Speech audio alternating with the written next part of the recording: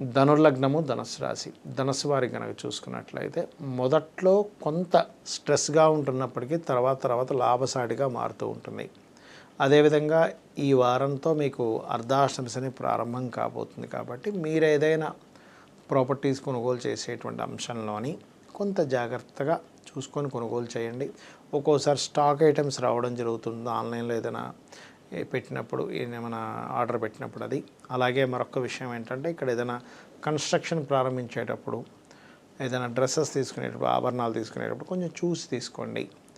అలాగే మీకు రుణమూలంగా ధనయోగం, రుణం ఎవరికైనా ఇప్పించడం ద్వారా ధనయోగం అనేటువంటి చాలా స్పష్టంగా గోచరిస్తుంది.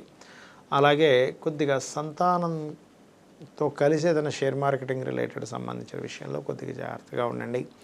అదేవిధంగా వివాహ సంబంధించినటువంటి విషయంలో బంధువర్గంలో వారితో ఎవరితోనైనా వివాహం అనుకొని కొంత మిస్ అవ్వడము, మరలా విదేశాల్లో ఉండేటువంటి వారితో కొంత వివాహ సంబంధించిన విషయాలు కొంత సక్సెస్ అవ్వడం అనేటువంటి చూపిస్తుంది.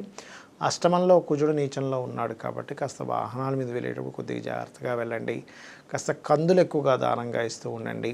మరియు అదేవిధంగా ఉద్యోగ సంబంధించిన విషయంలో కాస్త ఎక్కువ స్ట్రెస్ ఉందనుకునేటువంటి వారు గణపతి ఆరాధన చేయడము, లేనట్లయితే ఓం మాణిక్య మకుటాకార జానుద్వై విరాజితాయే నమః అనే నామస్మరణ చేయడం ఇవి ఎక్కువగా చేస్తూ ఉండండి.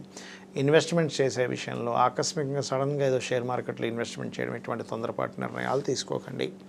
ఇక మీరు చేయవలసినటువంటి దేవతా ఆరాధన నరసింహస్వామి యొక్క ఆరాధన చేయడం అన్ని విధాలా మీకు ఉత్తమం.